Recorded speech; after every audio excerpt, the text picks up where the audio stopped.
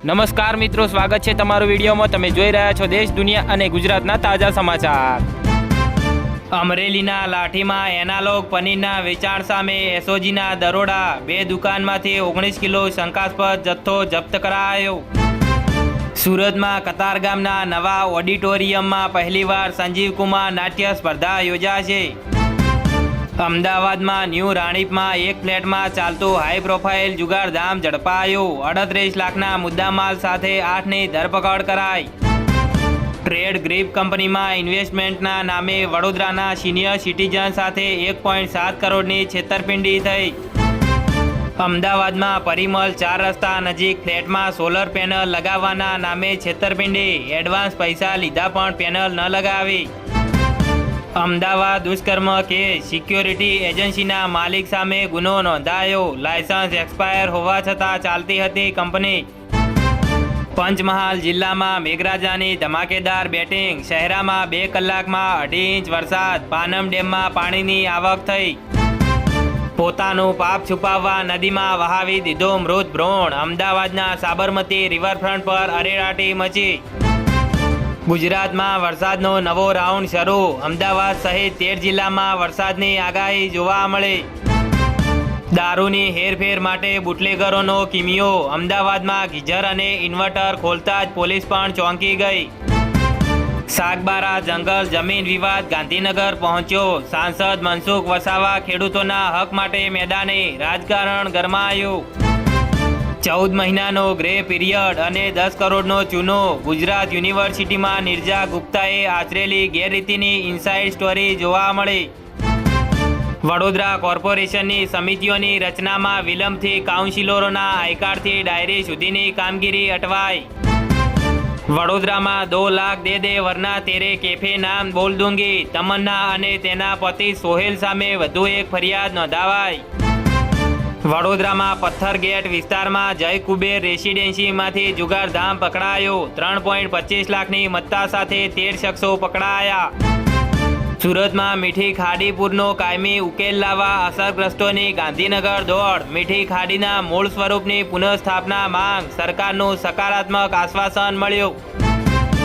અમદાવાદમાં મેઘમહેર, કઠવાડામાં 1.25 ઇંચ વરસાદ। વાસણા બેરેજના 3 દરવાજા ખોલાયા।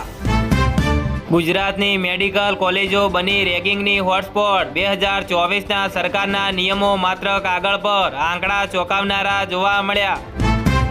ગીરના જંગલની ખેરાત, લાયસન્સ રદ થયેલા ગેરકાયદે રિસોર્ટને જંગલની જમીન વેચવાની તૈયારી થઈ। અમદાવાદમાં એએમસીમાં પ્રજાના પૈસાનો ધુમાડો। રસ્તાની ધૂળ અને રેલિંગ ધોવા 20 કરોડના નવા મશીનો ખરીદાશે। જામનગર જિલ્લામાં જુગારના 3 સ્થળે દરોડા, 4 મહિલાઓ સહિત 12 શખ્સો ઝડપાયા। ₹17,610નો મુદ્દામાલ કબજે કરાયો। જામનગરમાં આંગણવાડી બહેનોનું પગાર વધારાના મુદ્દે ઉગ્ર વિરોધ પ્રદર્શન, ઉગ્ર આંદોલનની ચીમકી જોવા મળી। જામનગર બાયપાસ પર બાઇકને ટક્કર મારી દઈ નાગપુર ગ્રામ પંચાયતના ઉપસરપંચને પાડી દીધા। જાનથી મારી નાખવાની ધમકી મળી।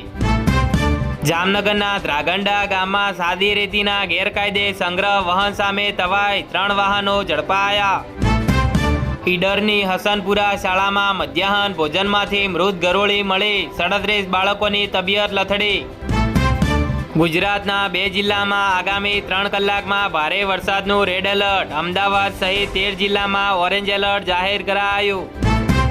ઈ બસના આયોજનમાં અભાવ, રૂટ ટાઈમ ટેબલના વિવાદ વચ્ચે વડોદરાના પશ્ચિમ વિસ્તારમાં બસ સેવા બંધ થતા નાગરિકોમાં રોષ જોવા મળ્યો। વડોદરામાં વિશ્વામિત્રી રત્નાગીરી સ્પેશિયલ ટ્રેન મહારાષ્ટ્રના રાયગઢ રૂટ પર કાયમી દોડાવવા માંગ કરાઈ। જામનગરના ધુતારપર ગામના ખેડૂત સાથે ₹23 લાખની છેતરપિંડીની ફરિયાદ નોંધાવાઈ। બેંક ઓફ બરોડાના કર્મચારી સામે આક્ષેપ જોવા મળ્યો। જામનગર શહેર અને જિલ્લામાં મેઘરાજાએ ફરી નિરાશ કર્યા। જામનગરમાં માત્ર 1 મીમી વરસાદ, અન્યત્ર શૂન્ય જોવા મળ્યું। અમદાવાદ સહિત 94 તાલુકામાં મેઘમહેર। પંચમહાલના શહેરા અને મહીસાગરના કોઠંબામાં 5.5 ઇંચ વરસાદ ખાબક્યો। રક્ષક જ ભક્ષક બન્યો। અમદાવાદ કંટ્રોલ રૂમનો કોન્સ્ટેબલ જ દારૂની હેરાફેરીમાં પકડાયો। થલતેજથી ગાડી મળી હતી। વડોદરામાં રિક્ષામાં મુસાફરના સ્વાંગમાં બેઠેલા લૂંટારાએ વેપારીને વાતોમાં પરોવી 1.5 તોલાનો અછોડો લૂંટી લીધો.